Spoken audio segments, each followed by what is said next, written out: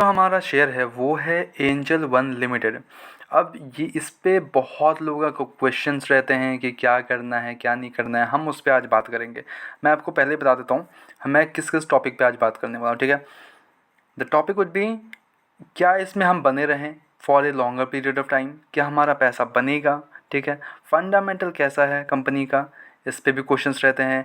क्या ये यहाँ से ग्रो कर सकती है कंपनी, ये एक क्वेश्चन रहता है लोगों का। क्या यहाँ से मतलब एक लॉन्गर पीरियड ऑफ टाइम में एक अच्छा खासा वेल्थ बना के दे सकती है कंपनी हमको, ये बहुत लोगों का क्वेश्चन होता है। तो हम इसी क्वेश्चंस पे आंसर करने की कोशिश करेंगे। अगर आपका और कुछ भी क्वेश्चंस होते हैं तो प्लीज़ कमेंट इन डाउन, मैं उस पर पक्का रिप्लाई दे दूँगा, ठीक है। तो प्लीज़ कमेंट इन डाउन। पहले देख लेते हैं कंपनी क्या करती है कंपनी नहीं करती है। पहले हम देखेंगे चार्ट। इसका अगर आप चार्ट देखोगे तो 5 दिन का 5% गिरावट, 1 महीने में 11% का गिरावट, 6 महीने में 24% का गिरावट, 1 साल का देख लें, 1 साल में 25%, 5 साल में 60% का रिटर्न। 5 साल में अभी भी 60% का रिटर्न है। बट अगर आप चार्ट पैटर्न देखोगे कंपनी का तो यहाँ से पाँच पाँच साल में अच्छा खासा रिटर्न है, ठीक है। 60% का रिटर्न है, not a bad return in the 5 year time period में अच्छा खासा रिटर्न है, ठीक है। बट अगर अब अभी का अगर चार्ट पैटर्न देखोगे तो इसने हाई लगाया, फिर डाउन आया 2000 के लेवल को टच करने, फिर इसने थोड़ा सा हाई लगाया, अब फिर 2000 का लेवल टच करने आ गया। अब 2000 का लेवल इसने ब्रेक डाउन कर दिया है ऑलरेडी, ठीक है। पिछले दिन 1954 पे इसने क्लोजिंग दिया था, इसने 2000 का लेवल क्लोज कर दिया है। आई डोंट थिंक कि ये यहाँ से अच्छा खासा कुछ देने वाला है, मेरे हिसाब से ये नीचे ही आना चाहिए अभी। तो हम देखते हैं फंडामेंटल क्या कहता है, क्या ये अभी भी ओवर वैल्यूड है, उस पर भी देखेंगे। तो हम स्क्रीनर पे चलते हैं। Let's go into the screener. तो मैं आ गया हूँ स्क्रीनर पे।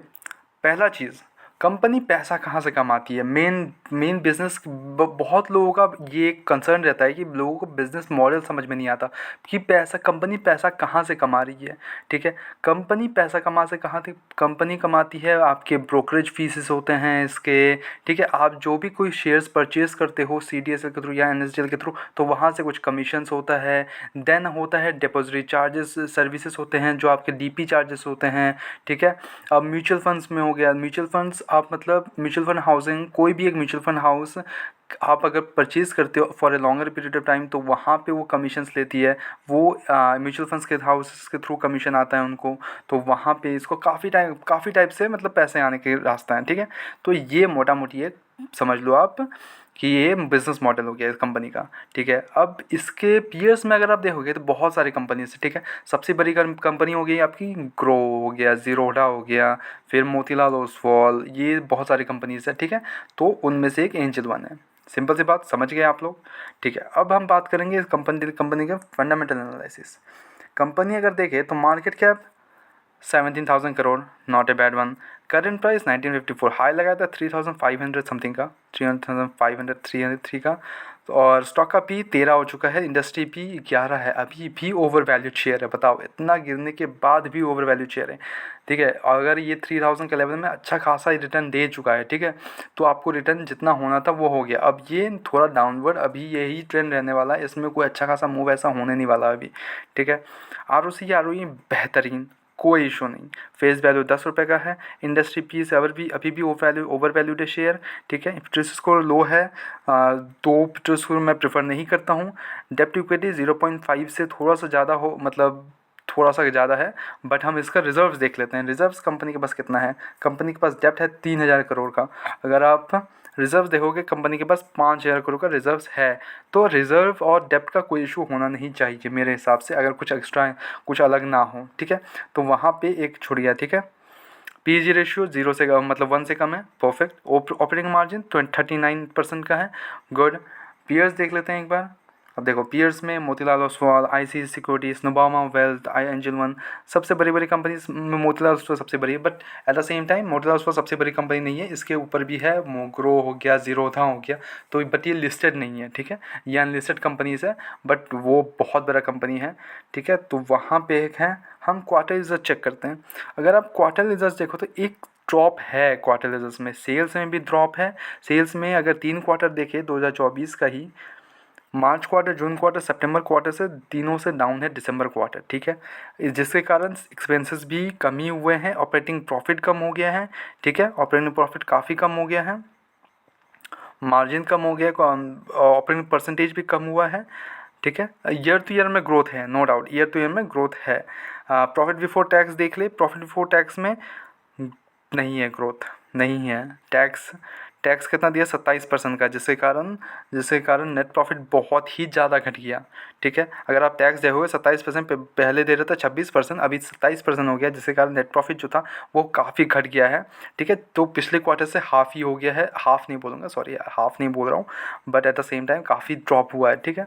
30% अप्रॉक्स 35% ड्रॉप हुआ है।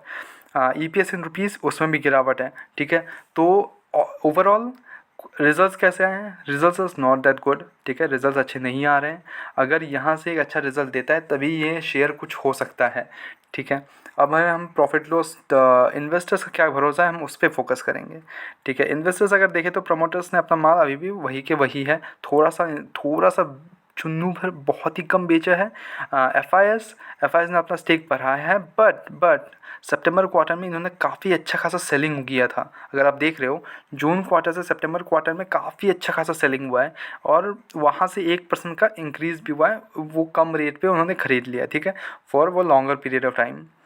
बट अभी भी देखोगे तो काफ़ी काफ़ी गिरावट है। एफ काफ़ी माल बेच चुके हैं पहले ही। डी ने अपना स्टेक काफ़ी इंक्रीज़ कर लिया है। पब्लिक अपने पास पब्लिक ने काफ़ी माल बेच दिया है। अब पब्लिक क्यों बेच रही है, पैनिक सेलिंग, बिकॉज कंपनी अभी रिज़ल्ट अच्छा नहीं की, एक तो ऊपर से काफ़ी टाइम से कॉन्सोलेशन फेज़ पे है। एक कंपनी पे मेरे हिसाब से कोई रुकता नहीं है, ठीक है, इतना टाइम तो कोई रुकता नहीं है, लोगों को रुकने की आदत नहीं है, पेशेंस नहीं है, ठीक है। तो शेयर मार्केट में हो तो पेशेंस इक्वल्स टू प्रॉफिट, जितना पेशेंस दिखाओगे उतना प्रॉफिट कमा सकते हो आप, ठीक है। तो यही है सिंपल सा फंडा, अगर मैं आपको लॉन्गर पीरियड ऑफ टाइम में अच्छा खासा एक वेल्थ बनाना है, ठीक। अब मोटा मोटी यही था fundamental analysis. Promoters level okay हैं, एफ ओके हैं। अब इसमें सबसे ख़राब चीज़ जो है वो है क्वार्टर रिजल्ट्स अच्छे आ जाए तब कुछ बोल सकते हैं।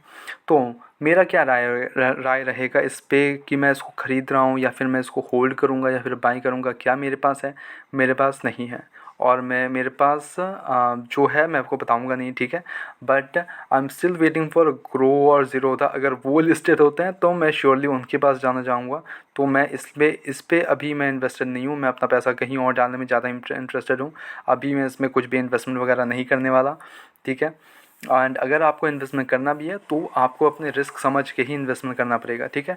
ये आपको समझना पड़ेगा कि आपके पास अगर पैसा डाल रहे हो तो आपको कितना डाल सकते हो और उसको कितना टाइम होल्ड कर सकते हो, बिकॉज आपको अगर लॉस में सेल करना है then you should not invest here, okay.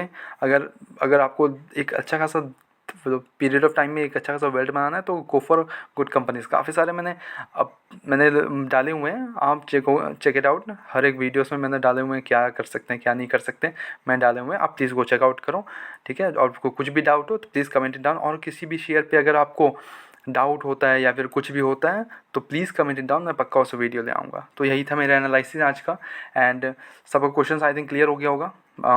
कुछ के क्या करना है, मैं इस पर कुछ अभी भी इन्वेस्टमेंट करने का सोच नहीं रहा हूँ, ठीक है। मैं इसको अगर इसके पीयर्स में ग्रो ज़ीरोधा कुछ लिस्टेड हुए जो कि प्लानिंग जो चल रहा है वो अगर हुए तो मैं उनमें ज़्यादा प्रयत्न करूँगा, ठीक है। वहाँ पे ज़्यादा मैं फोकस करूँगा कि वहाँ मैं डाल सकूँ अपना पैसा।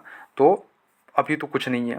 क्या ये यहाँ से आपको निकल जाना चाहिए? अगर आप अच्छा खासा लॉस पे हो देन नो, प्लीज़ डोंट, ठीक है। अगर आप थोड़ा बहुत लॉस बियर कर सकते हो कि लाइक आपके पास ज़्यादा लॉस नहीं होगा, लाइक 5% 10% लॉस हो रहा होगा, इफ़ आप उतना बेयर कर सकते हो तो फिर एग्ज़िट कर लो। एग्ज़िट करके आप किसी और कंपनी को, अच्छा कंपनी कम रेट पे बहुत ही सस्ते प्राइसेस पे मिल रहा है, ठीक है, तो आप वहाँ पे जा सकते हो। काफ़ी सारे बैंक सस्ते प्राइसेस पे मिल रहे हैं, काफ़ी सारे लार्ज कैप शेयर्स मिल रहे हैं, डिफेंस शेयर्स मिल रहे हैं, काफ़ी सस्ते प्राइस पे मिल रहे हैं।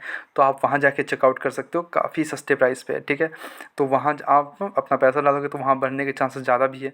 अब ये यहाँ से कितना ग्रो कर सकता है वो तो यार मैं भी नहीं बता सकता, बिकॉज इसके रिजल्ट्स अच्छे आने चाहिए तभी कुछ हो सकता है। अभी अगर इसके रिजल्ट्स अच्छे नहीं आएंगे तो ये फिर से ड्रॉप हो जाएगा, फिर से यहाँ से गिरावट आने के चांसेस है, ठीक है, चांसेस तो है, ठीक है। तो यही थी फुल एनालिसिस। कुछ भी डाउट हो तो प्लीज़ कमेंट इट डाउन, ठीक है। तो एंड प्लीज़ यार, प्लीज़ वीडियो को लाइक्स करो, शेयर करो, एंड प्लीज़ सब्सक्राइब कर दो यार, प्लीज़ सब्सक्राइब करो, ठीक है। और पूरी वीडियो को अच्छे से देखा करो डेली, ठीक है। तो मैं ऑलरेडी मैं डेली वीडियोस अपलोड करता हूँ, शॉर्ट्स मिल जाएंगे आपको काफ़ी सारे, और मैं पोस्ट भी बना रहा हूँ अभी भी, तो पोस्ट भी अपलोड करूँगा, तो please go check out them also, ठीक है। तो यही था मेरी एनालिसिस, मिलते हैं कल के वीडियो में। Bye bye, peace and signing of.